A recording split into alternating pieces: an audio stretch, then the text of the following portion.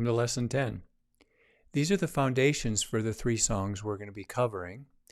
They're all fiddle songs today. We have Devil's Dream, Turkey in the Straw, and Fire on the Mountain. What's new about this lesson, and the 2 that will follow, are the feeling of 4 notes under 1 beat. They're very often written as 16th notes. So feeling groups of 4. 1E and a 2E and a 3E and a 4E and a ra-ta-ta-ta-ta-ta-ta. Okay, so that's the story. And it really bookends from the simplest song through 8th notes, and then 7, 8, and 9 were about triplets, and now the last 3 are about 16ths. So let's jump in. The scale goes back to D major. What we're going to do is we're going to have our whole note, our half, our quarters, our eighths 2 times, and then we're going to do our 16ths 2 times as well. So when you're getting set for these 16ths, because they're twice as fast, you want to make sure that you don't start your quarters too quickly. All right, so we do our scale. Same fingering, D major, right? F sharp, we got a C sharp. That was introduced in lesson 7 if you need to take notes on that. 1, 2, ready, play. Rest, rest, prepare. Rest, rest, prepare.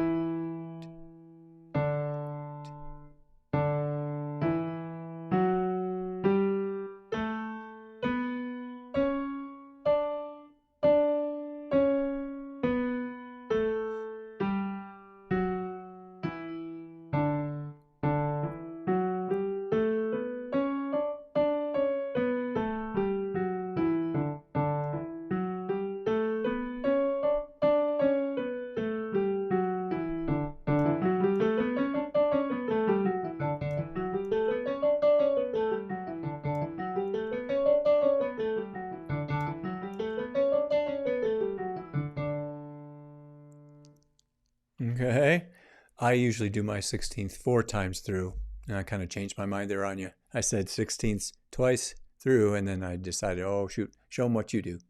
So that's why that was a little bit longer. Now, you'll notice that we slowed that tempo down so the whole notes go on for a while, right? But it really gives you a chance to hone in on really the magical thing. When you learn to release and let go, and you can keep track of the beats inside while you're really calm and peaceful, it is the essence of being able to play fast. And so we go deeper into the slow and then deeper into the fast.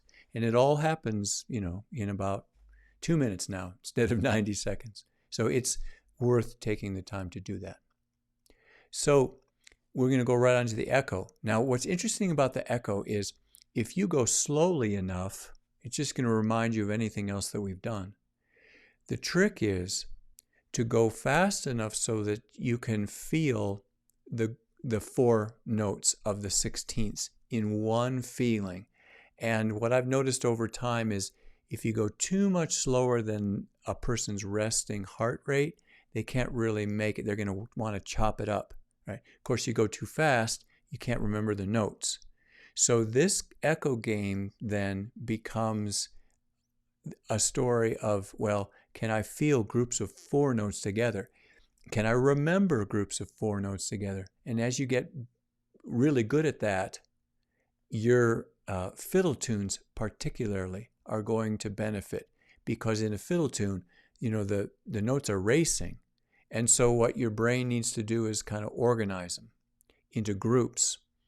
And some of those patterns are super obvious, some of them not so much. And between the two things, you really, really develop a good musical ear. And your fiddle tunes may not be your style of music that you like.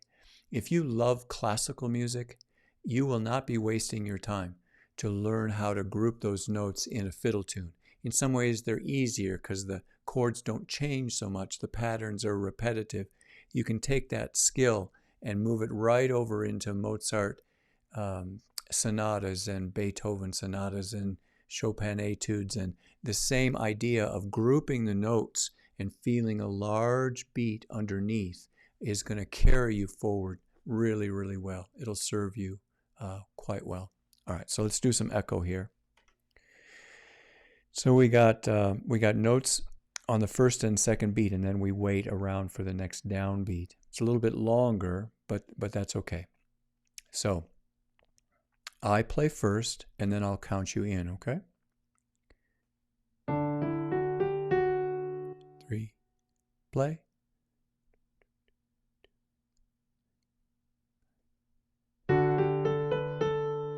Ready, play.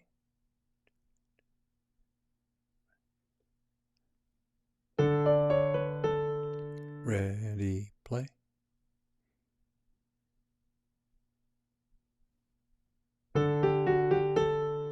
Ready, play.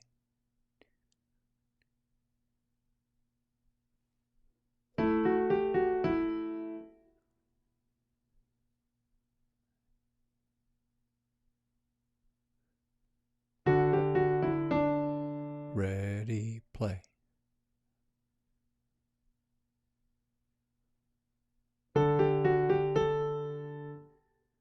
Play.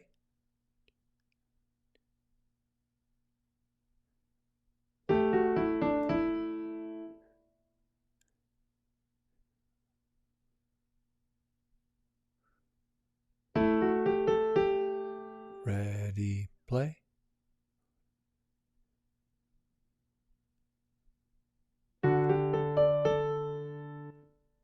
Play.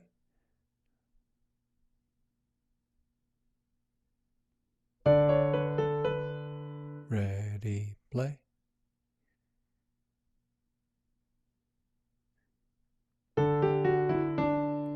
Ready, play.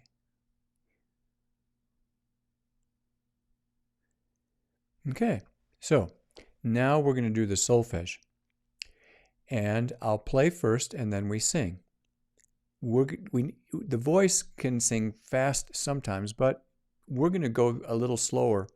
And I'm going to jump in with the solfege on the third beat so we don't sit around quite so long here.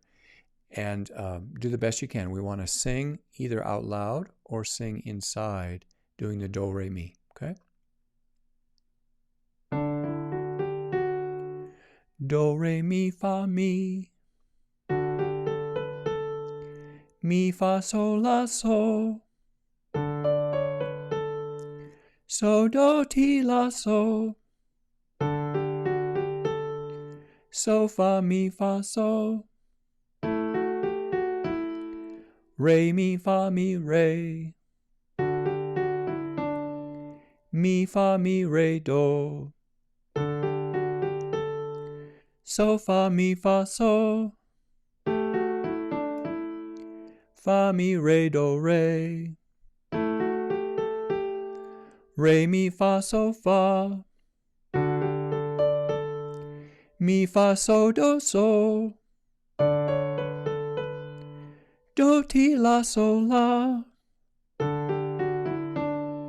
So, fa, mi, re, do. So that's moving around. The do, re, mi thing, work with it a while, and it really comes in handy in learning to sing songs, and it also comes in handy to build the strength of your inside voice, your singing voice inside your head, to your fingers as you play. It's been used for centuries as a simple way of helping people connect to the voice inside. You really want to be successful with music.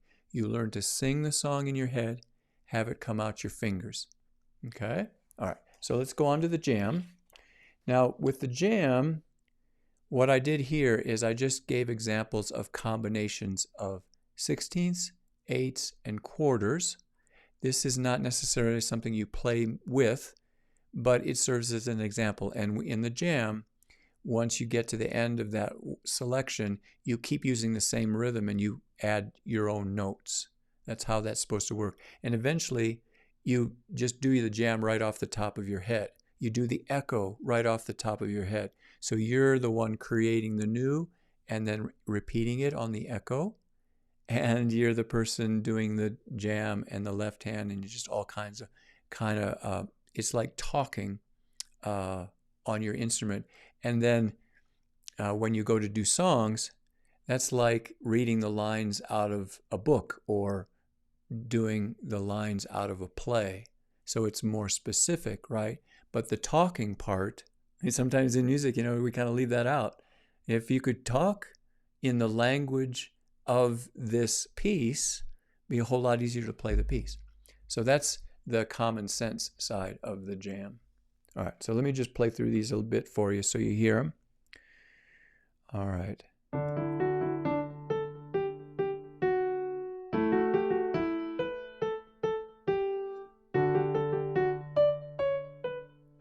You see how it just kind of starts to fall in place? Here's the second example.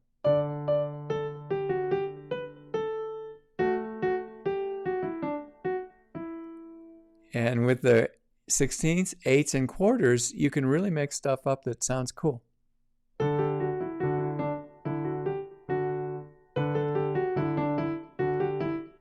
Right? And then the last example.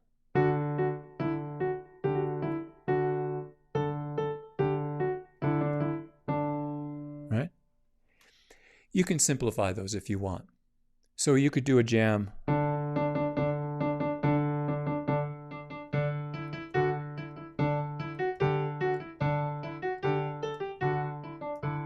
I'm just playing the left hand over and over again in quarters, and I'm just tossing those together and changing them.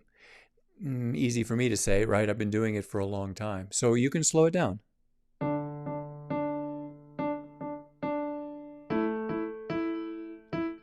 Right?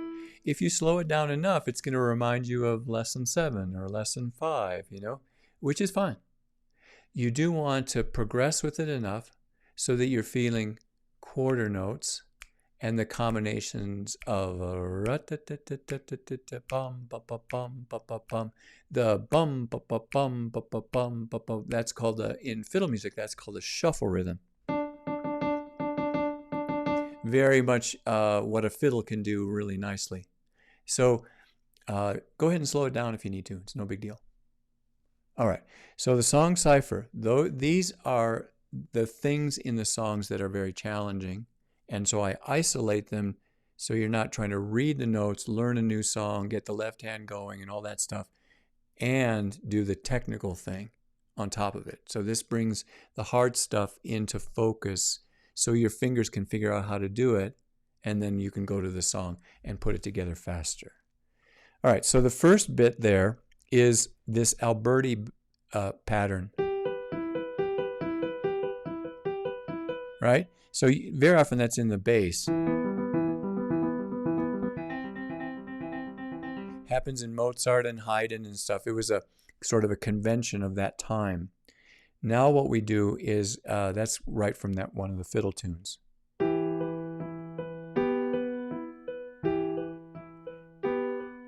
It's a 4-note pattern. 3, 5, 1, 5. Kind of a rocking deal.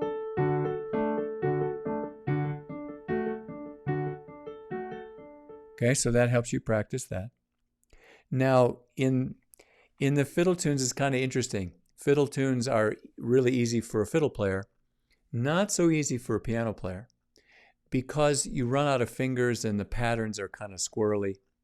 So the fingerings that are in those songs are chosen very, very carefully. You have to be able to kind of cross your hand over without moving your thumb because you have to come back. This is not so big a deal when you're going slow, but these fiddle songs can be sped up. So you don't want to run on fingers and have this ball of twine that's all knotted up. So it takes a bit of sorting out, and going slowly with those fingerings initially is important. And here's an example of how we do that, right? So you have this one fingering where you play G with 1, F sharp with 2, and then G with 3, and B with 5.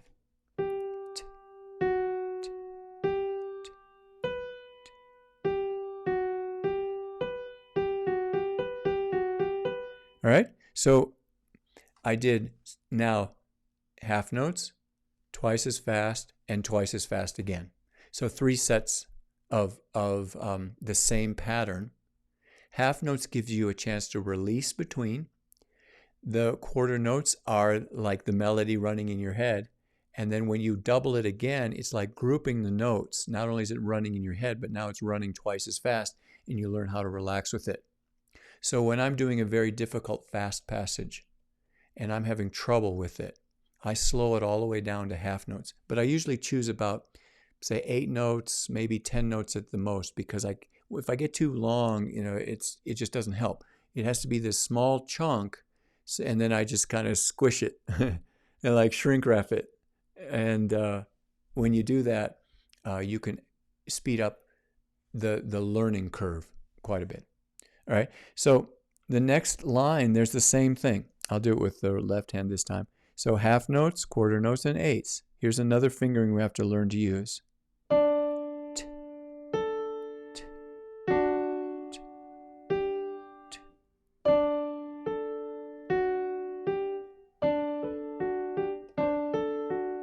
Right?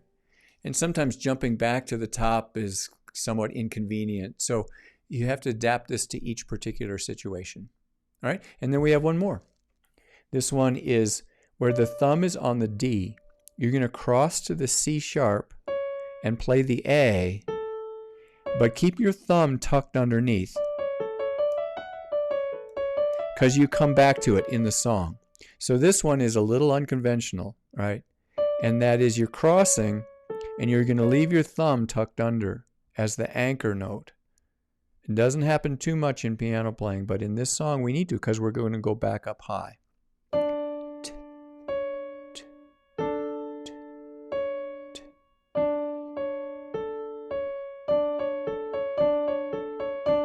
Right?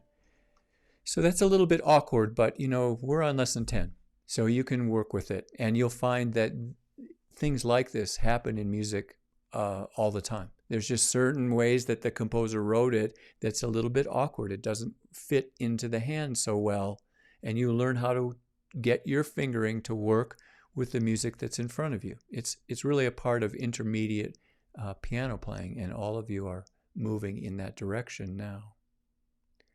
Thank you for joining me.